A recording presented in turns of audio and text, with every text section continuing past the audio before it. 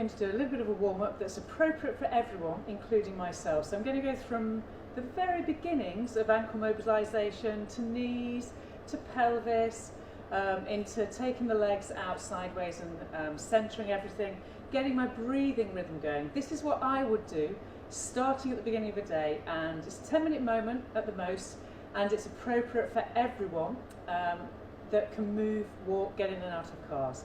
So here we go. I'm going to stand actually at a surface where I can help myself create stability, because it's not about can I do the challenge of balance, it's about moving. So here it goes. Position one is heels going from heels to toes. So rolling up and rolling down, breathing, rolling through the ankles up and down. So if you're just tuning into this video, make sure you've got it in such a place that you can actually use a chair or use a work surface or use a table. I'm not going to go down to the floor on this sequence. I want to try and do everything in standing. For those people that to go down to the floor and get back up is a real issue. All right, so as I roll up and down through tiptoes, I can feel that I can breathe my core to connection.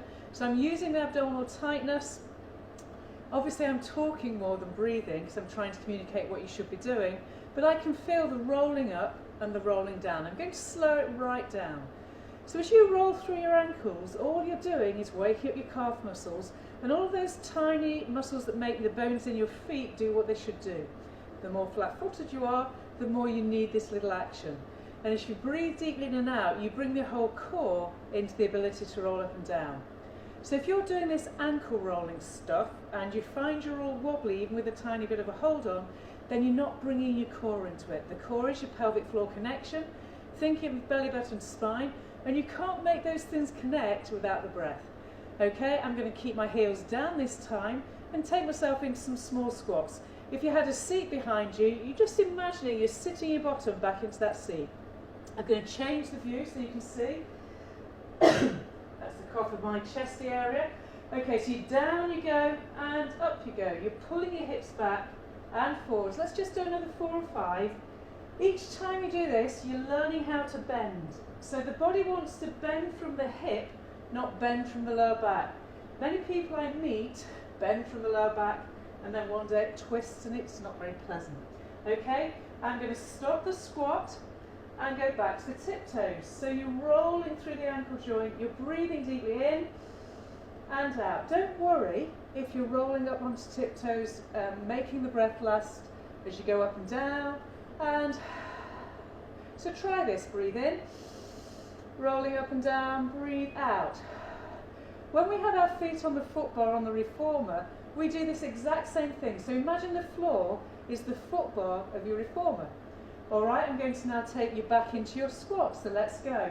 Put your hands to your chest if you want, and you know what, let's add a little bit of something. As you go down to your squat, look over one shoulder, not massively, just look to one side, stand up, go down, look to the other side, stand up. So in this position, don't force the head, just go with your natural turn. So you're there squatting, let's take it into 4 more. If you want to turn and look one way and then the other, turn and look the other way, then the other. Don't turn the head until the squat's starting its formation. Okay people, the next time you come to stand, are you ready for your tiptoes? So rolling through the ankles.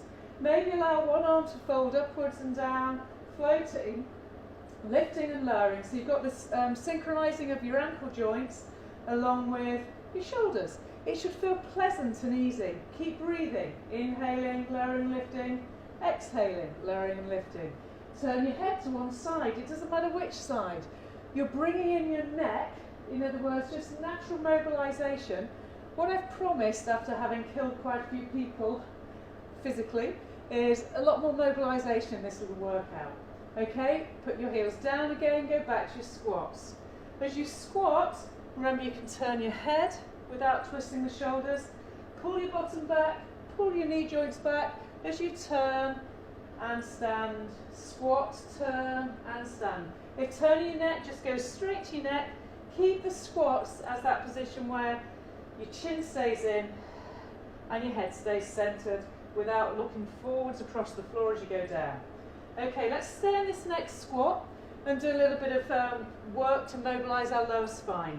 Definitely have your hands on a surface because that makes it better. This is how you make the squat accurate in the joint placement. Keep your knees backwards. Have it so your pelvic position feels very level. Know where your heels are. We've got your pelvic tilt. Breathe in. Exhaling and a pelvic tilt. Have a breath in, feel the stretch, and breathing out back again. Exhaling, you're going to do 5 more of these. Pelvis to tip and tilt, and inhale, float it back. Don't ever jam your lower back by forcing the spine back away from the tilt. Let the body almost float back. If you use your pelvic floor, yes, I do know some of you don't, so let's just stay here a moment, breathe, connect your pelvic floor, and then feel how different that tilt is. When I say connect your pelvic floor, I'm talking about the muscles that stop your wing, okay? That's the crudest, and it's also the rawest way to get towards pelvic floor. Pelvic floor, truthfully, is a little bit more, what's the word, technical than that, but it'll do for today. After this next pelvic tilt, stay in it, breathe, and allow your head to look down, okay? If you're feeling more in your knees than you should, then take your bottom further back and tap your knees and take them back, and just keep breathing now. Now we bend the rib cage, inhaling and exhaling. Inhale into the breadth of the ribs. Keep your hands, if your forehead ends upon your work surface, that's fine, but breathe deeply in and out. Keep your shoulders relaxed. 2 more big breaths, expanding everything that is your trunk, and relaxing, expanding, and contracting, and then tuck your bottom under and roll all the way through to stand. We're going to go to 5 heel lifts or tiptoes positions. So call this 3, then 2 more, add 1, and you're going to flow into 5 squats. 5, keep them this slow, 4, and 3. Keeping the hip bones pulling backwards, feel the core connection, and then stay in your squat. And go pelvic tilts. Exhale, 5. Breathing out, 4. Remember the rib cage will stay connected. If in doubt, bend ribs and hips, as long as it's your breathing muscles that bend you there. Last time. And then you're going to come back up into your squat. In the squat position now, roll up onto 1 hip tiptoes position. So you're going to go 1 heel up, 1 heel down, and then pedal. So you're offering the lifting and lowering through single legs. Your feet still level with each other, you're rolling from tiptoe to tiptoe. If you keep your breath, and now you can push one arm forwards and back as though you're doing some kind of slow motion walk. And again, you can add your head turning one way. If that makes you go dizzy, don't do it, okay? When you're doing head turns, I would encourage always having side, centre, side, centre, side, centre, side, centre. Okay, keep that going if you can. If it makes you dizzy, if you can't let your arms move with your legs, then simply don't move your arms and legs. So I'm rolling, alternating. This is the early formation of getting stability of the pelvis. So, and as you start moving your arms and your legs, you're actually bringing the whole of the musculoskeletal and nervous system into what it wants. The problem with no movement, because of what's happening in this isolated moment, is the body will start to lose its rhythm. And so I can't encourage you enough really to just do whatever you can of this and breathe. Okay, we're going to leave that rolling through the ankles away and take it back to ground through the heels. In the position now, take your heels together. Again, not massive, and I'd say if you're older, just take your feet a bit wider. Your hips don't like opening, but what we must do is keep them as open as they're happy. So here we go. We'll do our plie squat. Again, you can still hold on. You're sending your bottom back. You can do the look over your shoulder. And I think at this level, as long as it feels good to move, don't be too worried about whether or not you're perfect. None of us are perfect, okay? And I would say that in terms of the age range of people that we're working out with, as long as it feels good, it has to be better than nothing, and it's certainly going to keep you through these next few weeks.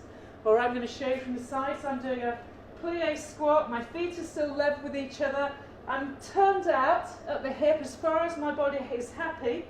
It's a fact that your body will be happier to have your feet wider apart as you do this if you're naturally stiff in the hip. We'll stay down in this turnout, and do the pelvic tilts again. But the rules apply. Pull your knees back, keep your heels down and breathe out. Pelvic tilt, inhale and release. Breathing out, breathing in. Breathing out the ribs, breathing in, one more. Exhaling, you should start to feel the muscles that make up your bottom working hard. When you've done that moment, standing up. Okay, I'm going to suggest in this next position, I'll face you again, find your plie squat, make sure it's not in your knees. You don't have to be deep for this, but you do have to have your knees pulling back. You can pick up one heel, lower it down. Pick up the other heel, lower it down. So you go heel, lift and lower, lift and lower. Then see if you can create an exchange of rhythm. So you're breathing in and out and allowing your body to move. I'm going to show it from the side, so I'm picking up and breathing. Breathe, hold or just gently rest the surface and then take it so that you end up standing tall. So you've got your pick up, slow it right down. And again, you can have your movement of your arms. So I'm pushing my knees out sideways, they're pushing away from the centre line of the body, reaching to the side. I'm going to turn my body around so you can see. So I'm going one side then the other. I've got my pelvic position all connected. I feel nothing in my lower back. I feel nothing in my knee joints. I can just feel my calf muscles working, getting active, and all the bones in my feet and the muscles in my feet are going, oh yes. Okay, so you've got this exchange. Remember, you can move your arms. Just play. There's nothing wrong or right about this.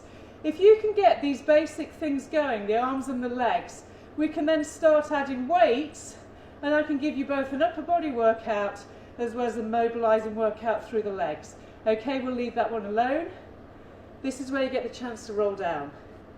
So big breath in, exhaling, let the legs stay bent, and you roll wherever you want to roll to. So some of you will still be holding onto your bar, your chair, your work surface, your table.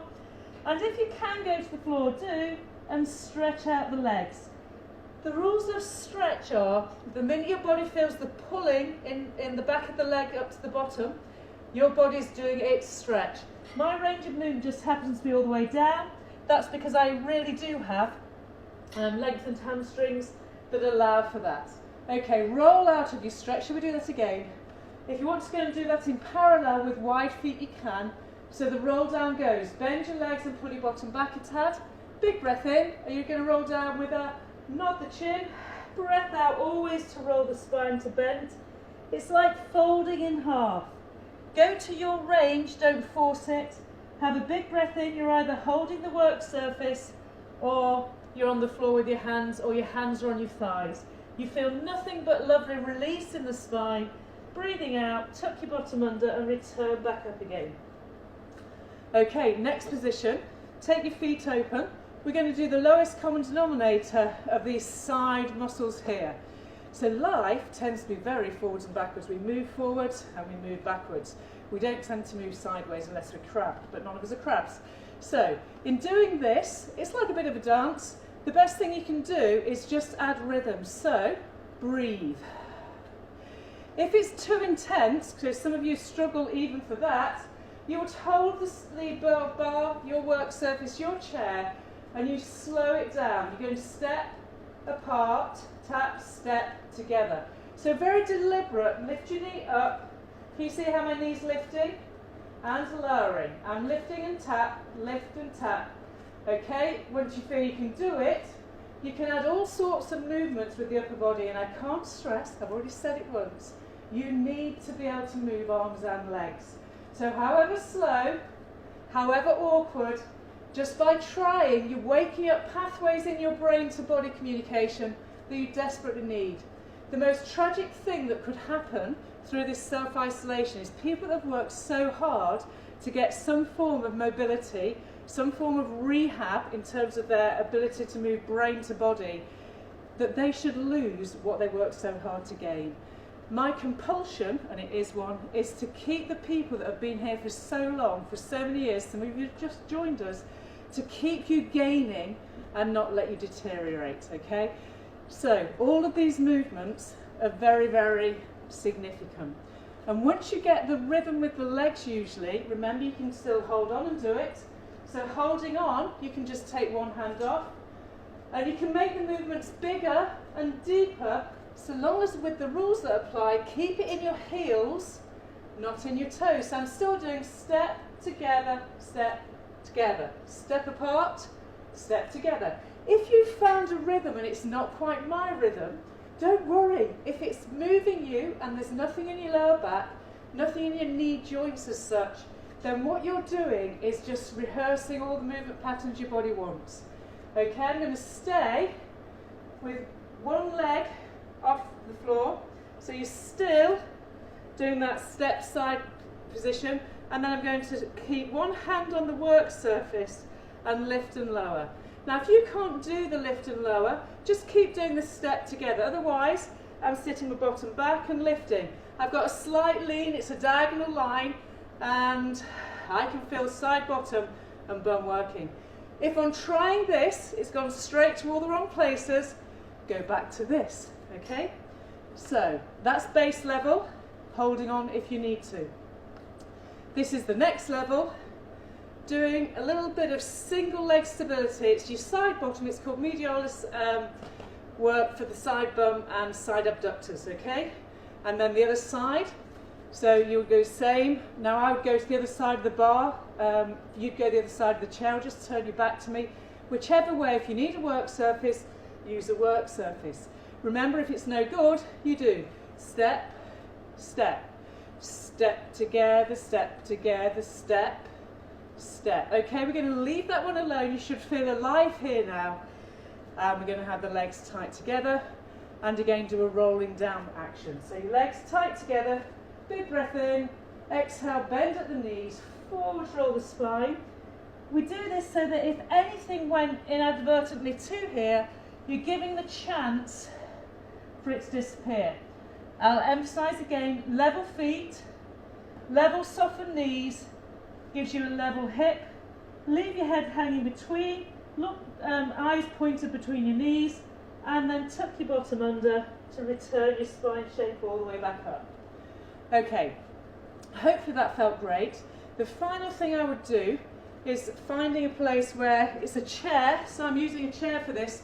Now for you older people or people with shoulder issues, just literally get used to doing your bicep curls.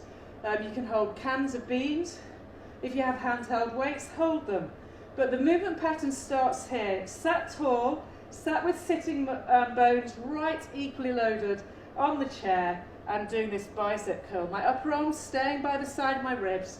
I'm lifting and lowering. So I said in a previous text to you silver surfers, if you do this activity at home with a glass of wine or whatever beverage you want, as long as you slow things down and imagine that which you're holding is really heavy, you actually increase the load going on in the muscles and around the joint. Okay, taking that then, you can take it to pushing out and back in. So if you had weights, show the weights to the ceiling. So the cans, you turn to the ceiling and back. The imaginary cans for me and back. I'd say do about 4 or 5 more of these, so 10 of each, both the bicep curl and the reaching and rotating. And then from that position there, just do 1 more and back in. Okay, we now need to do the forwards bending, so you're learning exactly where everything is. I look down at my knees, put my hands pointing fingertips to my knee joint, big breath in for forwards bend. I go chin to chest, rib cage to belly button, elbows bend, breathe, press down through my hands and reverse back up again. Big breath in, breathing out. Big breath in down there, breathing out, feel the spine grow tall again. And 2 more, big breath in, exhaling, forwards bending spine, breathe in, breathe out and back up again. Last time. Breath and reverse back up. Now for those that aren't immobile in any way and are just doing this as the wake up moment, you can then take your hands to the chair edge and you can just do small lower and lifts. And I mean small simply because you don't need to go deep. It's really to wake up your shoulder stabilizers and get some action into your tricep and into your kind of pecs, the front of your chest staying open, and stress leaving the shoulder. Okay, so if you're doing this one, you just need to keep your pelvis sliding up and down the edge of the chair. Make sure your chair's stable, of course. If you can't do this at home on a chair, we'll leave that one alone then. You simply go to all fours on the floor, but I'm deliberately not going to hands and knees for those that can't today. Okay, we're going to take that position, we've just done our upper body work, we're going to take that to a stand, and we're going to call that a day. So I hope that was a nice mobiliser. Remember, reaching wherever you can reach, in whatever plane of movement you can reach, is something that the body needs. So don't worry about what you look like, but do try and remind your primitive system, because it's the primitive brain this, what primitive movement is, because it actually will override all of the kind of quirky things we've done to ourselves. All right. Thank you very much for taking part in the video. Hope it was helpful. Let me know what more you would like. And remember, that workout really was a fit for everyone rather than just the elite. Okay, bye for now.